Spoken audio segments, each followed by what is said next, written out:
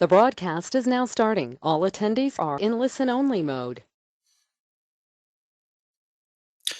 Good afternoon, everybody. My name is Nathan Darris. I'm with the Texas Department of Housing and Community Affairs, and you're joining us for our Limited English Proficiency and Language Access Plan webinar today. We're going to get started in approximately 5 minutes, so that's at 2:05. In the meantime, let's get a couple of items of housekeeping out of the way. We're going to try to get to questions as often as we can, and also at the end of the webinar. So if you have questions, go ahead and put those into the questions box in the GoToWebinar screen.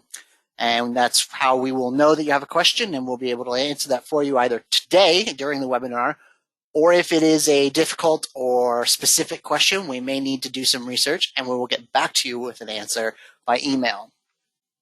I'm also going to be putting up a poll here in a minute. Just go ahead and answer the question as best you can. It's not a knowledge question. It's just so that we know who you are and what you're looking for out of this webinar today. So I'll be putting that up here in just a moment. And then last but not least, or sorry, not last, second to last, we do have two handouts today, one of which are the slides. If you want to have those in front of you, you can also take notes on them. And then we also have one guidance document that you may find helpful when producing your language access plan. And then now, finally, if you want to make sure that you're going to get the best audio out of this webinar, go ahead and open that audio tab and use the sound check option. So I'm going to put the poll up, and we'll be back at 2:05.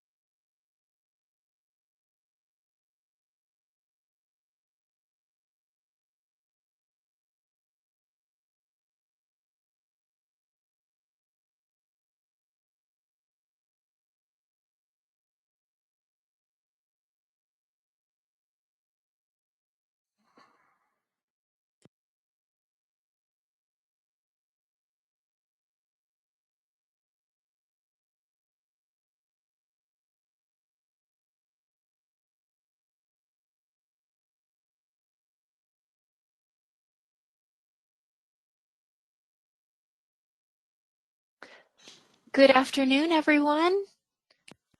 Welcome to our 8th and final webinar for Fair Housing Month in April.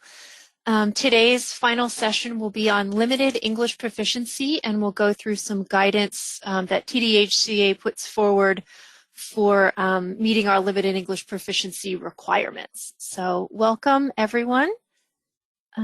Before we get started, if we can go to the next slide, please. We just have a quick disclaimer.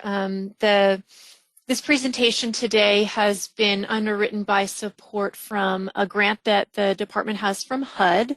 So basically the disclaimer is if we misspeak or if something is unclear, please know that any opinions or findings or conclusions that you hear from this webinar do not necessarily reflect the views of HUD. Just a quick disclaimer. So next slide, please. And a couple of housekeeping items before we start. All of the materials, the recordings, and a transcript of this webinar will be available on the TDHCA website. There are also some handouts available that do have the slides for this presentation. They're available in the GoToWebinar dashboard. As we go through the presentation today, if you have any questions, please enter them into the chat or the questions box. And either after every segment or towards the end, we'll try to get to all of these questions. And then finally, this is just an informational training that we are providing in celebration of Fair Housing Month in April. If you are seeking training to satisfy any of the TDHCA requirements for our multifamily programs, either post-bond closing or for your 10% test, this training will not satisfy those requirements. But we do hope you stick around. We are not going to be issuing certificates or giving any testing at the end of this webinar. Again, this is just for informational purposes only. So with that, let's get started. Could you go to the next slide, please? Okay, so I am Kate Trace. I'm the Fair Housing Manager at the Texas Department of Housing and Community Affairs. For the main presentation today, I'm going to hand it over to Nathan Darris. He is our Fair Housing Specialist. So if you have any questions at the end of this webinar, you want to go back and ask us about something, please feel free to reach out to us directly. We'll try to get you some assistance as quickly as possible. So with that, I'm going to hand it over to Nathan to deliver today's presentation on limited English proficiency. Nathan? Thanks, Kate. So today we're going to be covering the definition of limited English proficiency. And we're going to talk about also Executive Order 13166. Then we're going to cover some HUD guidance on limited English proficiency. And then the four-factor analysis that HUD provides or requires. And then how to produce your language access plan and some best practices for your language access plan. At the end of today's webinar, what we want you to be able to do is understand what limited English proficiency is, know how to complete a four-factor analysis, and understand how to develop a language access plan. And in this first section, we're going to discuss the Fair Housing Act, the definition of limited English proficiency, and Executive Order 13166. Fair Housing Act is a cornerstone of civil rights history in this country. It represents Title VIII of the Civil Rights Act of 1968. The Federal Fair Housing Act is the policy of the United States to provide, within constitutional limitations, for fair housing throughout the United States. No person shall be subjected to discrimination because of their race, color, religion, sex, disability, familial status, or national origin when it comes to the sale or rental or advertising of dwellings, or in the provision of brokerage services, or in the availability of real estate-related transactions. Limited English proficiency individuals are protected within the Fair Housing Act under the guise of national origin as the protected class. And just for reference, CFR, if you see it throughout this webinar, stands for Code of Federal Regulations. It is a document that contains all regulations published in the Federal Register, and it's divided into 50 sections. Housing and urban development is found in Title 24, which is also where you would find the majority of Fair Housing Act regulations. So what does limited English proficiency, or LEP, mean? A limited English proficient person is someone who does not speak English as their primary language and who has a limited ability to read, speak, write, or understand English. A person self-identifies as limited English proficient, or LEP. A person can be LEP in one situation or circumstance, but not in another. They can be comfortable speaking conversational English in casual conversation, but won't be able to fully speak or understand English while, say, at a doctor's appointment or shopping in a grocery store or at a leasing office where maybe the technical terminology is very different from what they are accustomed to. An individual self-identifies as having a limited English proficiency, so when interacting with someone, allow them to do so. On August 11, 2000, President Clinton signed Executive Order 13166, titled Improving Access to Services for Persons with Limited English Proficiency. This executive order requires federal agencies and recipients of federal funds to assess and address needs of eligible persons who wish to access federally conducted programs and activities, but due to their limited English proficiency, cannot fully and equally participate in or benefit from those programs and activities. The executive order requires federal agencies and federally funded recipients to develop and implement systems to ensure that limited English proficient individuals have meaningful access to their services. Title VI of the Civil Rights Act, LEP obligations, apply to every beneficiary who meets the program requirements regardless of the beneficiary's citizenship status. So now we're going to talk a little bit about HUD guidance when it comes to limited English proficiency. On January 22, 2007, HUD issued its final guidance on LEP, which is applicable to any program or entity receiving HUD funding, whether directly or indirectly. This includes, but is not limited to, the following programs: the Home Investment Partnerships Program, Community Development Block Grant Program, Housing Opportunities for Persons with AIDS, Emergency Solutions Grant Program, project-based rental assistance programs such as the Section 811 Project Rental Assistance Program, or the Neighborhood Stabilization Program, as well as any state or city-funded projects. Recipients of HUD funds have an obligation to reduce language barriers that preclude access to their services. Federally assisted recipients are required to make reasonable efforts to provide language assistance to ensure meaningful access for LEP persons to the recipient's programs and activities. To do this, the recipients should conduct a four-factor analysis, develop a language access plan, and provide appropriate language assistance. The actions that the recipient may be expected to take to meet its limited English proficiency obligations depend upon the results of the four-factor analysis, including the services the recipient offers, the community the recipient serves, the resources the recipient possesses, and the costs of various language service options. All organizations would ensure non-discrimination by taking reasonable steps to ensure meaningful access for persons who are limited English proficient. HUD recognizes that some projects' budgets and resources are constrained by contracts and agreements with HUD. These constraints may impose a material burden on the projects. Where a HUD recipient can demonstrate such a material burden, HUD views this as a critical item in the consideration of costs in the four-factor analysis.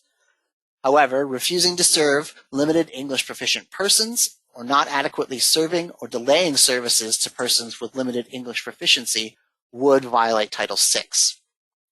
The agency may, for example, have a contract with another organization to supply an interpreter when needed, maybe use a telephone service line interpreter, or if it would not impose an undue burden or delay or deny meaningful access to the client, the agency may seek the assistance of another agency in the same community with bilingual staff to help provide oral interpretation services. So you've heard me talk about a four-factor analysis. So let's dive into that with a little bit more detail. Recipients are required to take reasonable steps to ensure meaningful access to limited English proficient persons. This reasonableness standard is intended to be flexible and fact-dependent. It is also intended to balance the need to ensure meaningful access by limited English proficient persons to critical services while not imposing undue financial burdens on small businesses, small local governments, or small nonprofit organizations. HUD Guidance directs recipients and subrecipients to conduct a 4-factor analysis to assess what type of language assistance is needed.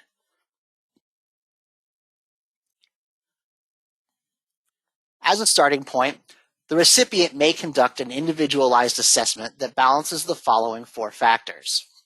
Factor 1, the number or proportion of limited English proficient persons served or encountered in the eligible service population. Served or encountered may include those persons who would be served or encountered by the recipient if the persons received adequate education and outreach and the recipient provided sufficient language services. It also depends upon the frequency with which LEP persons come into contact with the program, the nature and importance of the program, activity or service provided by the program, and the resources available and costs to the recipient. Examples of applying the 4-factor analysis to HUD-specific programs are located in Appendix A of the LEP Final Guidance, but we will also go through an example in this webinar. Factor 2 is the frequency with which LEP persons come into contact with the program.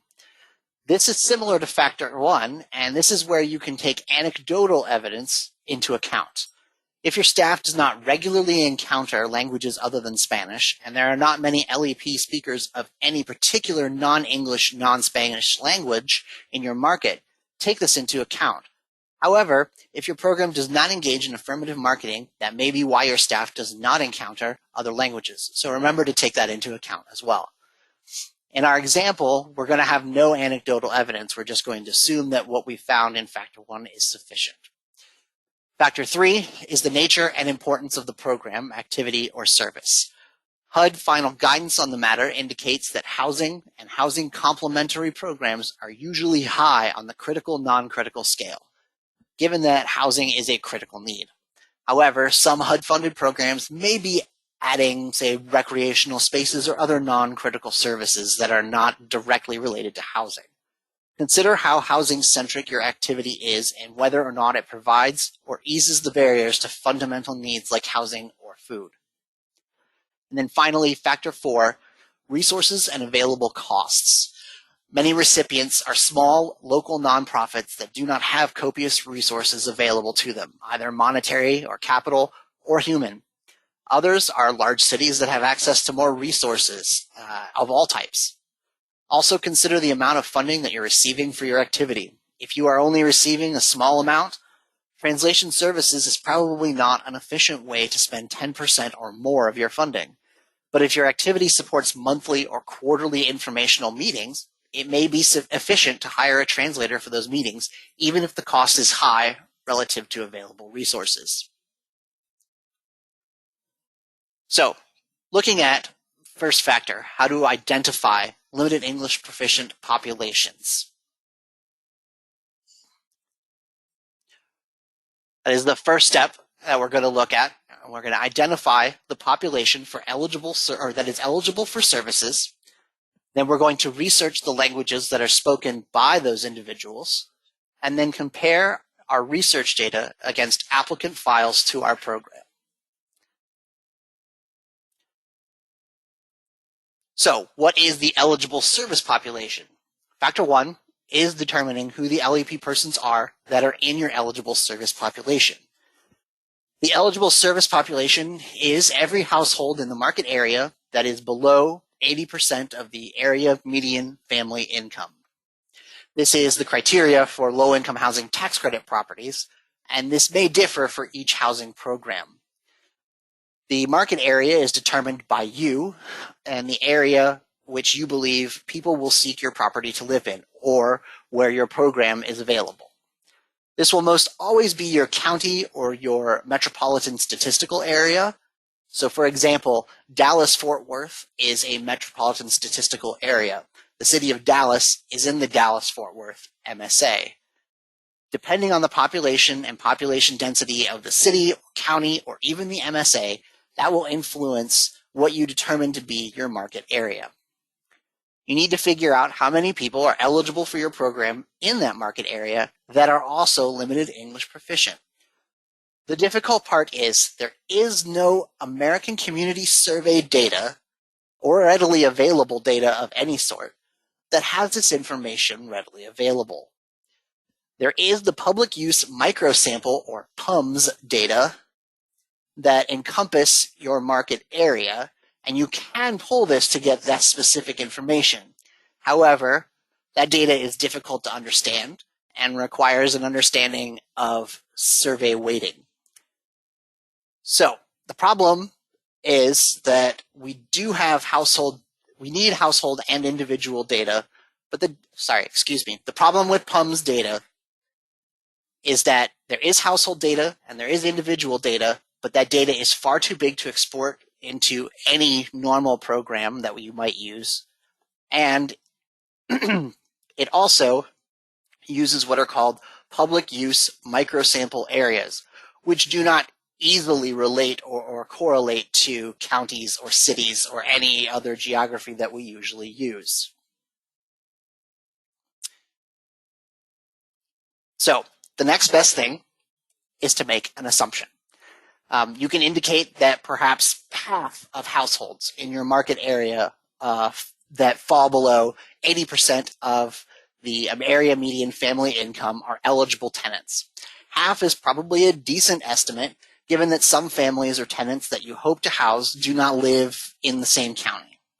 Alternatively, you could make no assumption here and consider 100% of households eligible.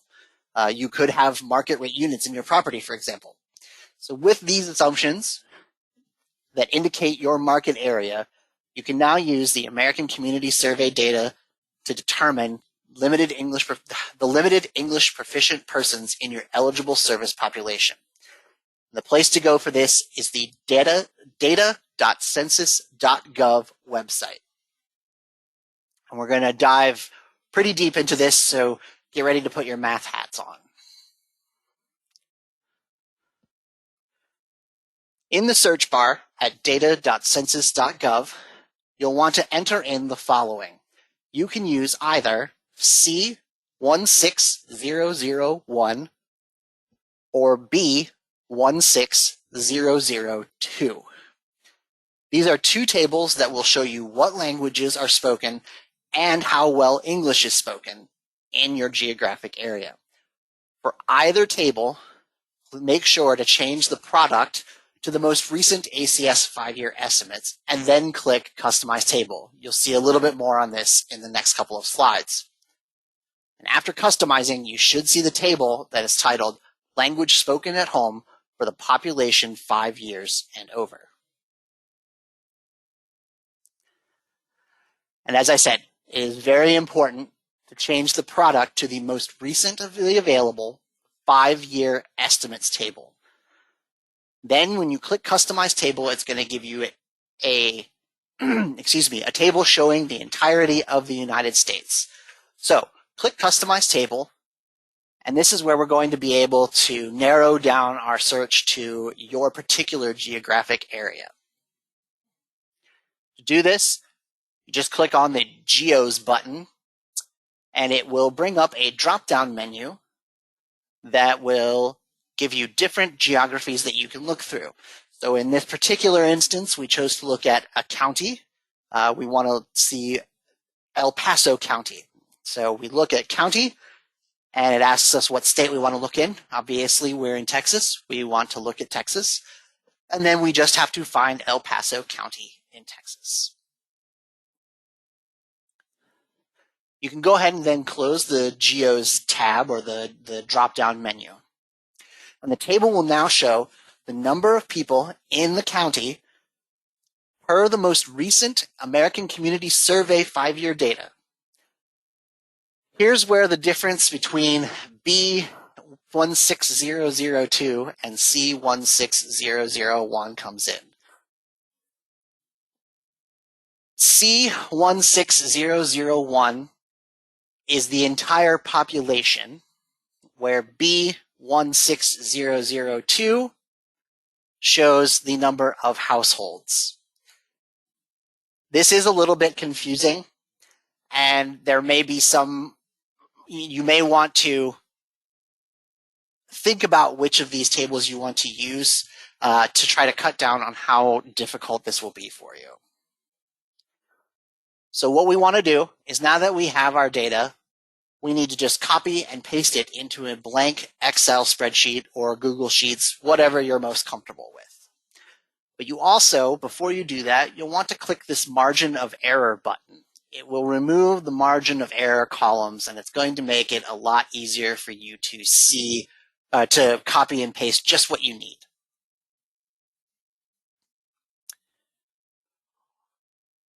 So here's where we get real mathy. We now have a table with one column, the El Paso County, Texas column, and that we've copied from data.census.gov. We're now going to add some additional columns to this table. We're going to add a language column on the left-hand side, which will aid in identifying which language is in the row when we filter in this table later on. To add an additional column, simply highlight column A and press Insert, located at the top in the Excel menu, left of the Delete button. Then, in this new column, you will type language in cell A1 and total in cell A2. From there, you will indicate the language that coordinates with the language in column B.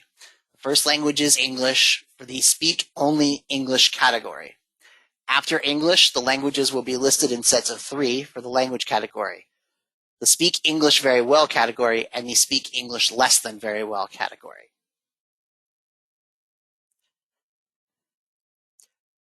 And from here, we're now going to generate percentages from this table that will calculate the percentage of LEP persons in the county. This is going to be helpful for the safe harbor guidance that we're going to talk about a little bit later. So we're going to add a column on the far right side of the table titled percentages. We will add an equation in the second cell below the title. The equation is equals sign C2 / $sign C $2. The C is in reference to the data in column C, and the 2 indicates row 2. We now want to copy this formula down the lengths of column D. The cell with the formula should now be outlined in green once you've typed it. At the bottom right corner, there's a small green square. Double-click that square, and this will autofill the whole column for you, so you don't have to do a lot of typing. The column will be filled with raw percentages. Highlight column D and click the percentage button in the Excel menu at the top. It's in the section that is titled Number. Click on the Increase Decimal button, the decimal with the arrow pointing left. We've now successfully determined the percentage of LEP persons in our market area. So let's filter this data so that we can use it. Oh, sorry. Did not mean to move slides. Go to the Data tab at the top of the Excel spreadsheet and click the Filter button. Then click the drop-down button in column B and select Speak English Less Than Very Well. This will show you the LEP populations and their percentage in your county.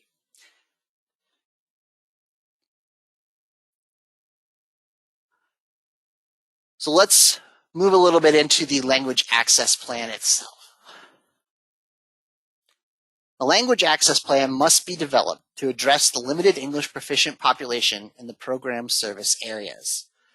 The LAP needs to include the limited English proficient population in need of services, which you've already identified using the data.census.gov website or the ACS data.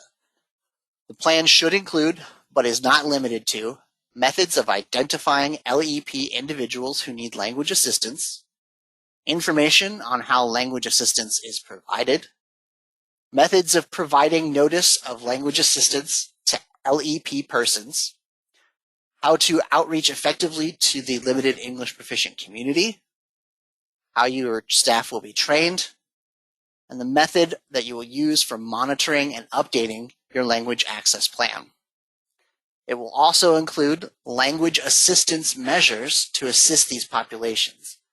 In the handouts in this presentation, there is an LAP guide which includes a sample language access plan for reference. Make sure to review your program and consider the obligation to communicate and inform eligible persons about your program. The more important the information, service, or program, the greater the possible consequences of the contact to the LEP persons, the more likely the need for language services. Consider things such as how to respond to LEP callers, written communication with LEP persons, and how to ensure the competency of interpreters and translation services. Any document that is critical for ensuring meaningful access by beneficiaries or potential beneficiaries, generally, and LEP persons specifically, are vital documents. This means any document that the household completes to maintain tenancy in your property or to establish themselves as eligible for your program. These documents should all be translated.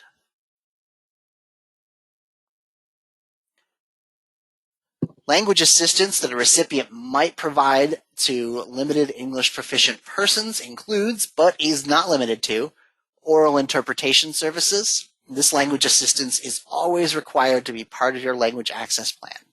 You can use a language line or partner with a local college language department for oral interpretation services. You could also have bilingual staff. You can contract a telephone service line interpreter, or you can provide written translation services. Notices to staff and recipients of the availability of limited English proficient services, or referrals to community liaisons proficient in the language of limited English proficient persons. So this has all felt very technical and very difficult, which is why HUD has adopted a safe harbor for translation of written materials. A safe harbor, in the context of this guidance, means that the recipient has undertaken efforts to comply with respect to the needed translation of vital written documents, or vital written materials. If a recipient conducts the four-factor analysis, determines that translated documents are needed by LEP applicants or beneficiaries, adopts a language access plan that specifies the translation of vital materials, and makes the necessary translations, the recipient provides strong evidence in its records or in its reports to the agency providing federal financial assistance that it has made reasonable efforts to provide written language assistance. The guidance identifies actions that will be considered strong evidence of compliance with Title VI obligations. Failure to provide written translations under these cited circumstances does not mean that the recipient is necessarily in non-compliance. Rather, the safe harbors provide a starting point for recipients to consider whether and at what point the importance of the service, benefit, or activity involved warrants written translations of commonly used forms into frequently encountered languages other than English, whether the nature of the information sought warrants written translations of commonly used forms into frequently encountered languages other than English, whether the number or proportion of LEP persons served warrants written translations of commonly used forms into frequently encountered languages other than English, and finally, whether the demographics of the eligible population are specific to the situations for which the need for language services is being evaluated. In many cases, use of safe harbors would mean provision of written language services when marketing to the eligible limited English proficient population within the market area. However, when the actual population served, for example, occupants of or applicants to a housing project, is used to determine the need for written translation services, written translations may not be necessary.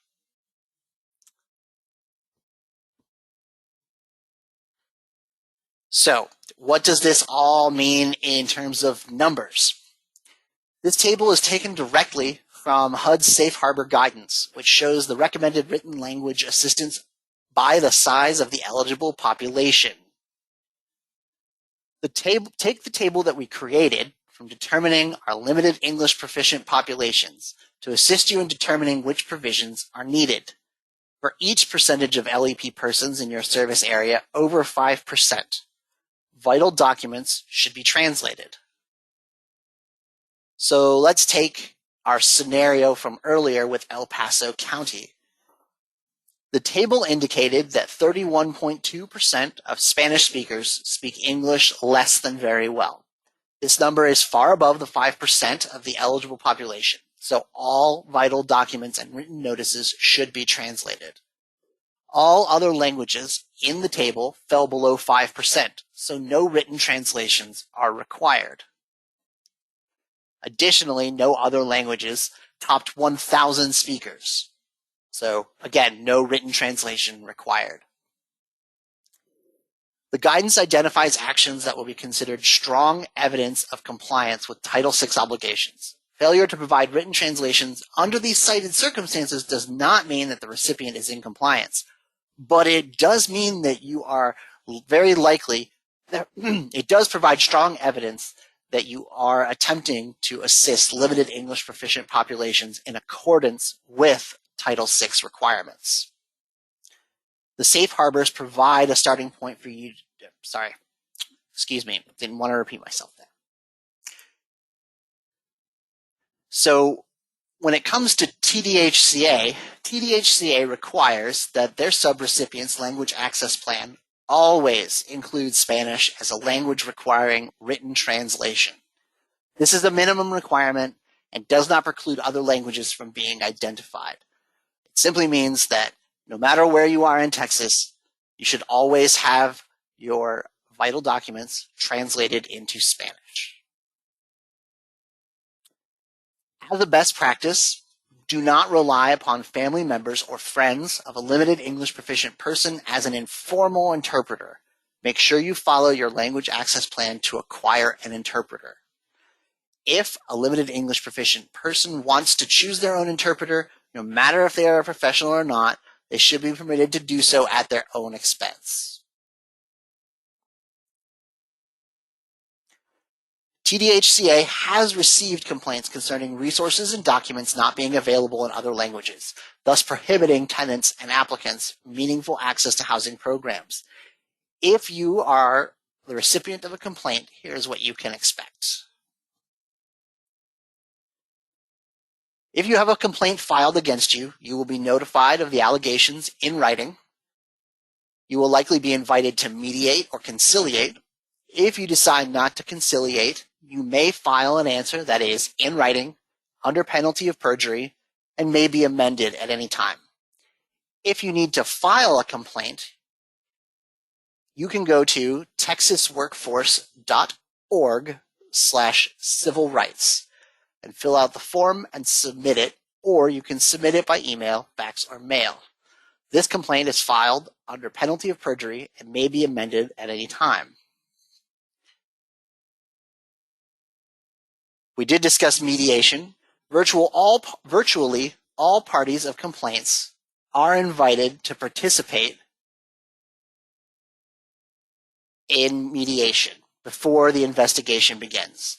The mediation program is voluntary. If both parties do not agree to mediate, then the complaint moves to the investigation process. The mediation program at the Texas Workforce Civil Rights Division provides the following benefits. 1, it is provided as a free service.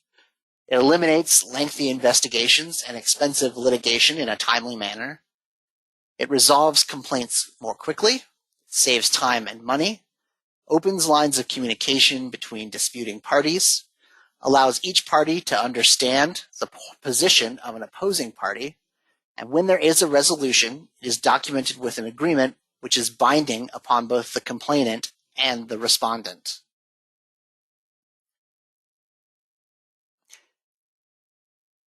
According to the Texas Administrative Code, the Texas Department of Housing and Community Affairs also has a process to address complaints about its properties and programs. Within 15 days of business days of filing a complaint with TDHCA, the complainant will receive a response from the department, either that the complaint has been resolved or that it will be resolved by a certain date. After that, the complainant will be notified about the complaint at least quarterly until final resolution. TDHCA also offers training and technical assistance, and you can reach us at this phone number or either of these email addresses. Both of these email addresses are monitored by multiple individuals, so you will definitely get a response from us. And I have a feeling we're going to have a lot of questions today, so let's go ahead and get to those. Okay, thanks, Nathan. This is Kate again. So we just have a few questions coming in so far. Let me just take a moment and give Nathan a moment to take a peek at these questions that we've got here as well. So we originally had some questions about the applicability of limited English proficiency and language access plans to individuals that are deaf or hard of hearing. Nathan, could you address the populations that language access plan and limited English proficiency plans apply to? I know that you had touched on this a little bit earlier in the webinar, but maybe just a quick refresher on the application of these plans. Right. So technically speaking, individuals who are deaf or hard of hearing would not be covered under limited English proficiency or language access plans. However, they would be covered under the auspices of disability.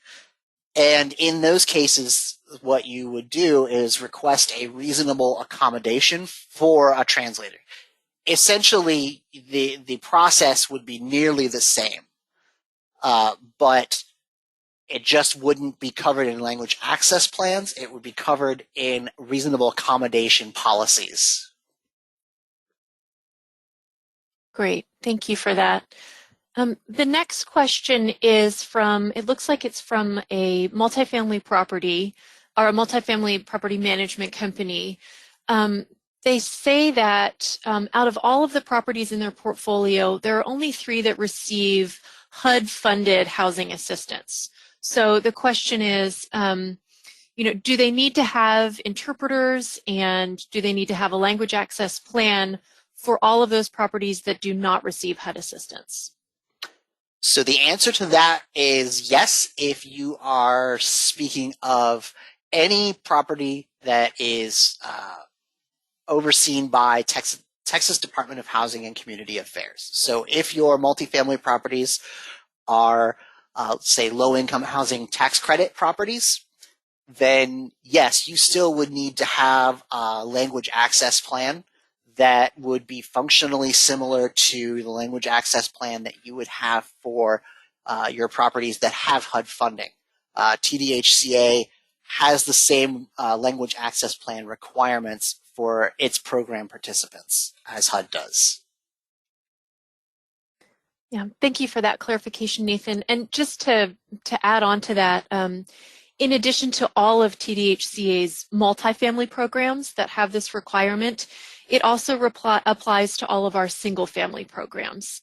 So if you are a recipient of ESG funds through the department or one of our home single-family administrators, you also must have a language access plan developed and on-site, ready for monitoring visits, and at any time the department may request your plan.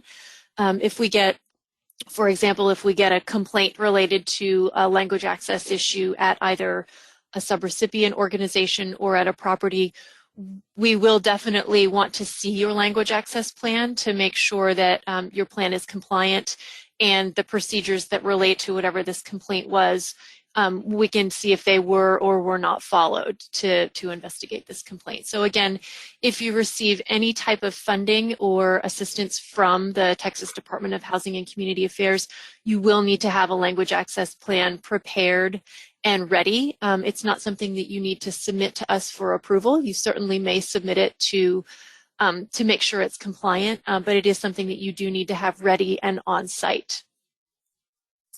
So it looks like those are all of the questions that have come in so far. Nathan, did you have anything else to add on that last statement? No, I was going to say thank you for clarifying that it applies to all of our programs, not just our multifamily programs. So I do, since we are shorter than I would have expected, while people may be formulating questions, I did want to go back and clarify something that may have been, or not clarify, but apply safe harbor guidelines to our example in a way that maybe I can explain it a little bit better. So I'm going to send us back to our HUD safe harbor guidelines. And I'll leave it here for a second, but the important thing to remember are if you have 1,000 or more people in your market area who are eligible, or if more than 5% of your population is eligible and limited English proficient, then you need to translate all vital documents. These other two down here happen far less often, except there are some small areas in Texas, and it does happen much more often with our single-family programs. So if you're in this situation, please reach out to us. We can certainly help you with any technical assistance or guidance to make sure that you're giving the proper language assistance to your eligible population. But I just want to show this table again because I think this is important to know. The steps for creating the language access plan or for conducting the 4-factor analysis are very, very difficult, and the safe harbor guidelines give you an easier and hardline metrics to say, okay, these are the languages I need to translate into. These are the language that I need to have some notice that I can that I will provide free oral interpretation. So that's I think it's important to use those safe harbor guidelines when at all possible.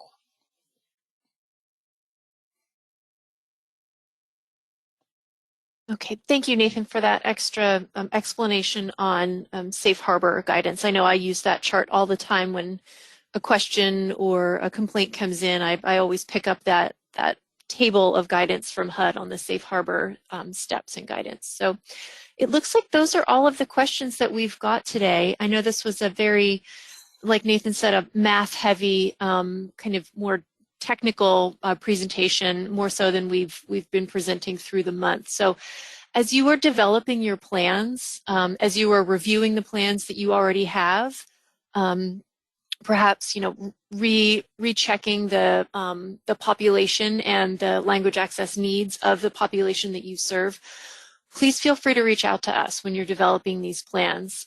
We love to talk about this and help you answer the questions that you need answered to make sure that you're prepared ahead of time before someone comes into your office or your organization needing assistance, so that you're ready to provide that translation assistance immediately instead of having to determine if you need to translate into a certain language or if you need to contract with a translation service. So please, we encourage you to have this ready ahead of time. It will certainly, serve your clients better and avoid any fair housing issues. I see that we've got another question coming in on vital documents. Nathan, did you want to address this one? Yeah, I was about to say this is an important question. So the question is, who reviews that vital documents have been translated accurately? And specifically, they do say Google Translate is not always accurate, and the meaning could be lost in translation. 100%. I would never rely on Google Translate or any automated translation service to translate your vital documents. this is something that you should find a professional translation service for. And if you are if you use a lot of HUD forms, HUD has translated into a bundle of languages. So you can do, you can find a lot of pre-translated HUD documents and HUD forms on the HUD website. Somebody else is indicating that there's the use of Rush Translate that provides certified translations. I don't know about this, and as a state agency, we can't recommend one translation service over another. I don't personally have a list. And then a question that is tangential to this is, what do we consider vital documents? The HUD guidance does have a list of vital documents, but essentially a vital document is any document that is required for an individual to apply for tenancy or application to a program. It would include anything like your notices of non-renewal, notices to vacate, eviction notices, VAWA forms. If you were in our VAWA training, you would want to get VAWA forms that are translated. And Nathan, just for those that don't know, could you let us know what VAWA means, please? Oh, yes, it's the Violence Against Women Act. So those are forms that are required to be given out at application and at a whole bunch of places. And so you should have translated versions of those. HUD has translated forms of those in many languages, so that's not super difficult to find. But definitely any time that you're having you have a written interaction with somebody on your property or in your program that has to do with their eligibility or application to the program or revoking, say, their eligibility, so non-renewal or lease termination, would all be vital documents.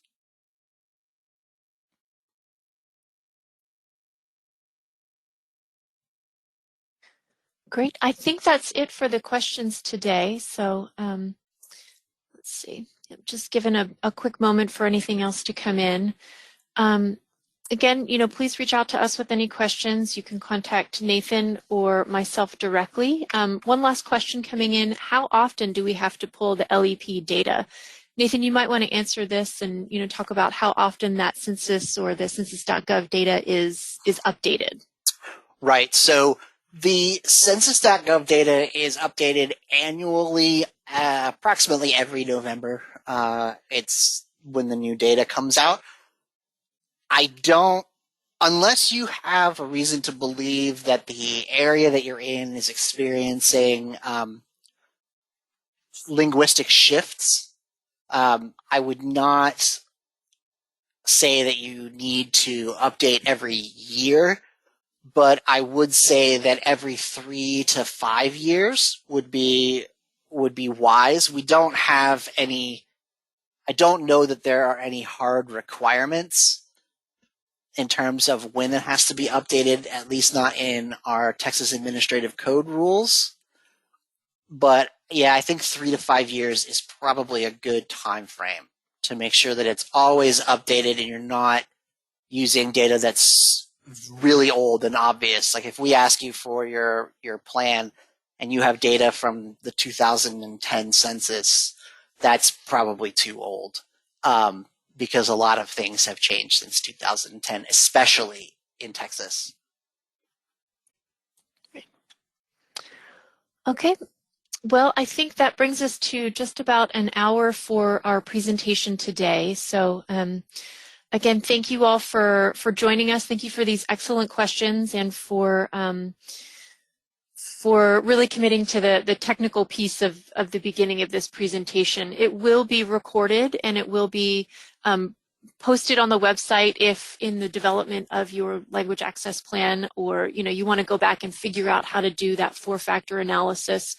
You can have the slides printed and go back and review the translation, sorry, not the translation, the recording of this webinar. So with that, I will say thank you all for joining us today. And we really appreciate you joining us for the 8th and final webinar of our Fair Housing Month series. So thank you for all the hard work you do in serving Texans in your housing programs. We really appreciate our partnership with you all. So thank you and have a wonderful day.